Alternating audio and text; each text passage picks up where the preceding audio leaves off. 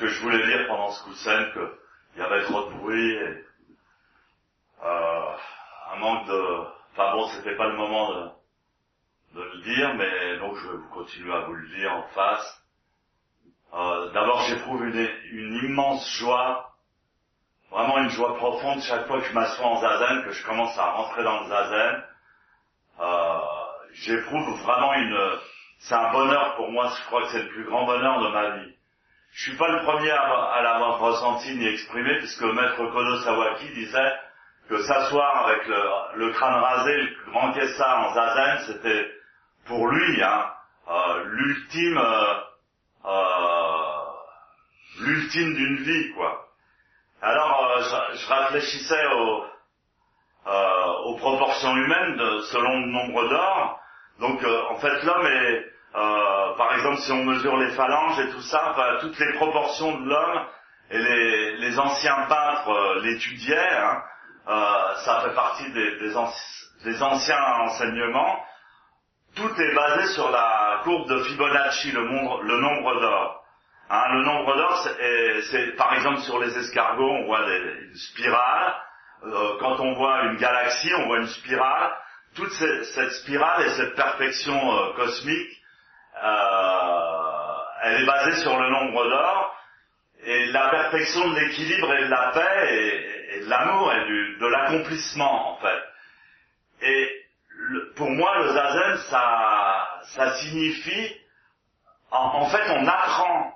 Parce que si on nous dit avec l'esprit, comment vous exprimez la perfection du calme, de l'équilibre, de l'équilibre des énergies et de l'harmonisation avec le cosmos, si on vous demande ça avec l'esprit, si vous n'avez pas de corps, par exemple, si vous êtes mort, et qu'on vous demande d'exprimer cette paix, c'est impossible à exprimer.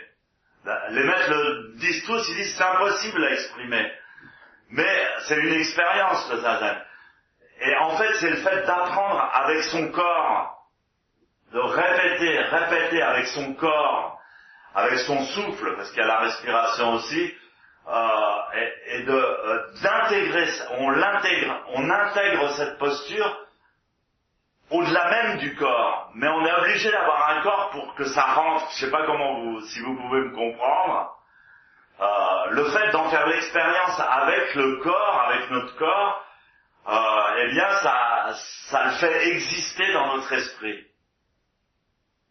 Voilà. Alors c'est ça que je voulais essayer d'expliquer, que je ressentais ce profond bonheur de m'asseoir en zazen dans cette vie qui a rien notre corps, il n'est pas parfait, c'est vrai, on a tous des tensions là, des machins qui fonctionnent pas, mais il est quand même fait à partir du fondamental du cosmos, des dimensions fondamentales, des proportions fondamentales du cosmos. Donc, ça veut dire qu'avec ça, avec ce corps, on a tout pour exprimer la perfection du Bouddha. Alors après, j'ai parlé du yoga.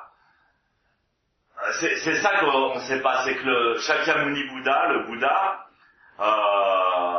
avant d'être le Bouddha, il a étudié le yoga pendant 7 ans,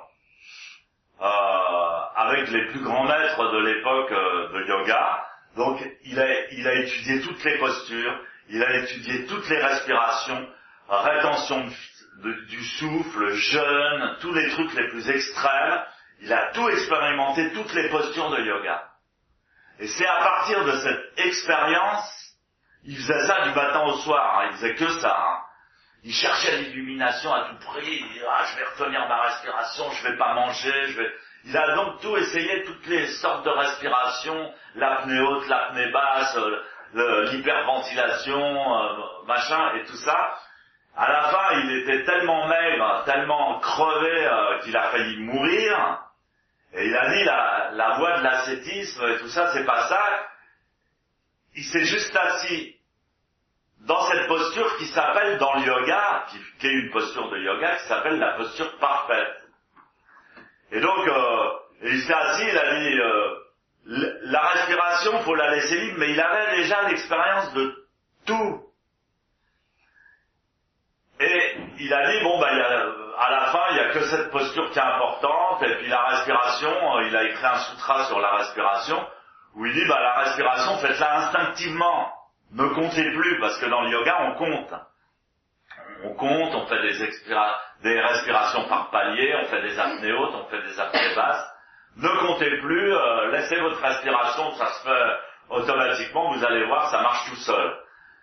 Bon, et effectivement, quand on n'a pas fait de yoga et tout ça, et qu'on pratique le zazen, c'est bon alors, Bodhidharma aussi, quand il est venu en Chine, il n'a pas enseigné que le zazen, il a enseigné aussi, on dit le karaté, mais il a enseigné des techniques indiennes qui ont développé, tu vois, un style tai chi, quoi. Il a enseigné des mouvements à ses disciples et des respirations, de quoi faire bien bouger l'énergie. Donc, évidemment, il n'y a pas que zazen, mais à la fin, le zazen, c'est le chemin direct vers ce point de perfection, de paix et de bonheur. Voilà, c'est ça que je voulais exprimer. Alors, voilà. Alors, est-ce qu'il y a des questions? Est-ce qu'il y a des questions? Je voudrais savoir, le zazen, c'est spécifiquement l'origine spécifique à l'Inde? L'historique de Shakyamuni Bouddha, c'est l'enseignement du Bouddha. Donc Shakyamuni Bouddha, il y a 2500 ans, c'était pas le premier, mais la religion bouddhiste remonte à lui, à Shakyamuni Bouddha, en Inde. Et donc ensuite il a transmis en fait son enseignement à un disciple. En fait, il a transmis à beaucoup de disciples, bien sûr, mais il a dit je transmets mon dharma à un disciple. Ce disciple l'a transmis à un disciple, donc il y a une lignée depuis Shakyamuni Bouddha jusqu'en Chine, jusqu'au Japon et jusqu'en Europe ou dans le monde entier maintenant. Donc ça s'est quand même transmis de maître à disciple. On peut pas l'apprendre seulement dans les livres, il faut que voilà. Donc effectivement, ça remonte à Shakyamuni Bouddha, mais plus récemment, en Europe, on a reçu le zen du Japon de maître Deshimaru, qui était un grand maître japonais, qui est venu en France environ en 1967. Voilà. Donc alors effectivement, on a la tradition. Alors mon maître, il disait, on a en Inde, on a cette robe-là, vous voyez, ce truc-là, c'est vraiment la robe traditionnelle du dharma que portaient les Indiens. Ils se voilaient juste de cette robe. Ensuite, le kolomo, là, c'est vraiment la robe chinoise. Ça vient de Chine. Et ensuite, le kimono blanc en dessous, c'est le style japonais. Et le slip, c'est français, petit bateau. il nous disait ça, donc c'est toute la tradition des vêtements. Bon.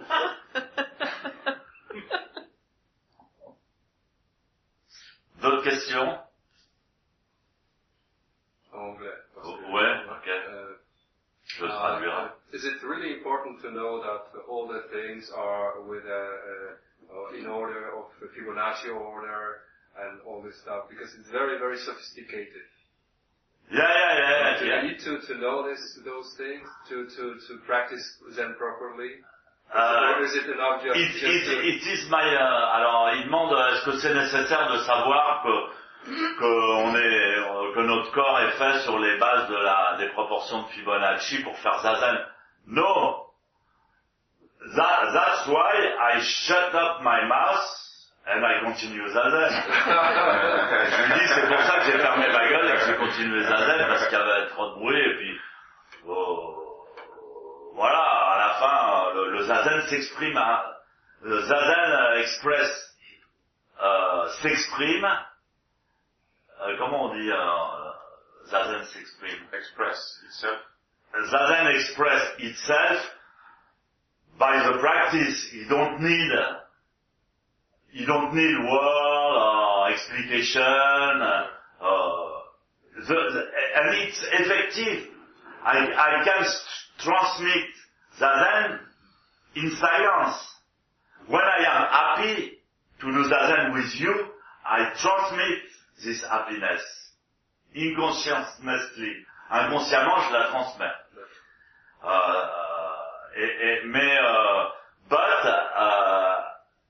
if I express it, je dis des mots qui évoquent des images et qui vont donner confiance.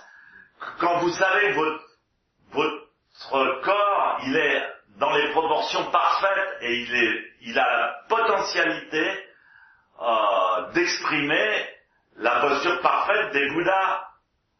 Quand on sait ça déjà, on se dit ouais bon je sais, j'ai la hanche, elle est pas, j'ai le genou, il est pas bien, j'ai la hanche, elle est pas bien, j'ai l'épaule tendue, tout ça. Ouais mais mon pote, son corps à l'origine, il est fait selon l'ordre cosmique, cosmic order.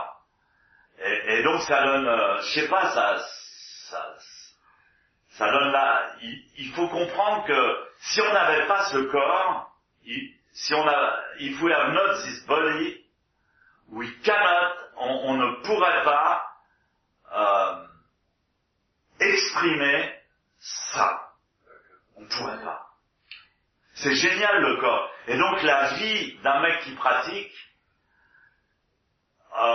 c'est d'expérimenter, de l'imprégner, d'imprimer l'empreinte du zazen dans son âme. Je sais pas si je l'exprime correctement. Donc, quand le maître y parle, c'est une jolie musique qui donne envie de faire zazen, puis qui crée on a besoin aussi de points de repère dans l'esprit, quoi. Et je me rends compte que les mots que disait mon maître il y a 30 ans, il a parlé de tout ça, parce que je m'intéresse au yoga, et il avait un de ses plus grands disciples qui était un maître de yoga, et il a beaucoup parlé du yoga. Il disait le yoga et le zen c'est pareil. Il disait le zen c'est l'essence du yoga. Ces mots-là, je m'en souviens encore. Le zen, c'est l'essence du yoga. Et donc, quand vous étudiez le yoga, si on peut faire yoga et zen, c'est très très compatible et complémentaire. Mais les respirations de yoga sont difficiles, compliquées. Des fois, il faut rentrer le ventre, des fois, il faut sortir le ventre. Des fois, il y a des apnées, des fois, il y a des apnées en bas. C'est très compliqué, mais dans le zen, on peut, et c'est vraisemblablement ce qu'a fait le Bouddha, il a ressorti son expérience du yoga, elle s'est exprimée toute seule en zazen.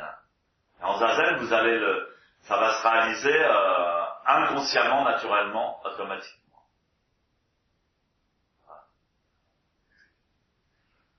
Oui. Si j'ai compris, le corps donne la possibilité de faire une expérience. Mais une fois qu'on a cette expérience, c'est-à-dire l'impression dans l'âme, ouais. Est-ce que quand on n'a plus de corps, c'est possible de... c'est ça le truc, c'est ça. C'est que quand on va au-delà de cette vie, par exemple, les musulmans, ils pensent que quand ils meurent, s'ils meurent dans des bonnes conditions, ils vont directement au paradis, ils vont après la mort. Et donc après la mort, c'est important. Ça veut dire c'est important après la mort. Et comment on se contrôle quand on est mort? Comment on se contrôle? Alors on est en proie aux peurs, aux doutes. Est-ce que je me suis trompé? Et aux influences qu'on ne voit pas, mais que tout d'un coup on voit. Et donc c'est sublime. Le gars qui a fait zazen, qui a l'habitude du zazen, il s'assoit au milieu de ça et il rayonne, et tout le monde est heureux. Même sans corps. Ah ben ouais, voilà, même sans corps. Et quand tu commences à sentir ça, alors que tu es encore vivant, c'est ça qui rend vraiment heureux. Moi j'ai mal au genou, j'ai mon genou qui est à moitié pété et tout ça, mais j'aime tellement le zazen, c'est une passion, même depuis le début, depuis que je suis jeune, mais j'aime tellement le zazen que tant que ça tient, tant que la bête elle tient le coup, je vais continuer. Et puis je le ressens dans mon âme, pas seulement dans mon corps. Et pourtant, mon corps, il commence à être pourri à 65 ans. Tu commences à être vieux, tu te dis, ouais, je suis vieux, tout ça. Mais j'ai encore envie, quoi, de faire zazen. Et voilà, pour moi, c'est l'explication. Je pense que quand on est mort, on a le zazen pour l'éternité. Pour l'éternité. C'est comme ça que j'y crois moi, mais peut-être je suis fou. Ma femme me dit souvent que je suis fou. Il paraît qu'en Afrique, c'est une insulte. Enfin, il faut jamais dire à quelqu'un qu'il est fou parce que c'est vraiment très grave. Ils aiment pas ça du tout. En France, oh, t'es fou, mais j'avais entendu dire ça. Qu'en Afrique, ça passe très mal. Alors ma femme me dit souvent que je suis fou. Je lui dis aussi qu'elle est folle, mais c'est vrai de penser après la mort, on s'en fout. Mais vraiment, ce que je vous dis, c'est profond, parce que ça peut se passer. Alors, mon maître disait, c'est le nirvana vivant. Quand on sent ce truc, quand on sent que l'empreinte, elle existe au-delà du corps, on ressent une joie profonde, vraiment une grande joie, et on se sent plus libre, on se sent libre. Alors je crois que mon cadeau de 65 ballets, de 65 ans, c'est de ressentir cette joie, quoi.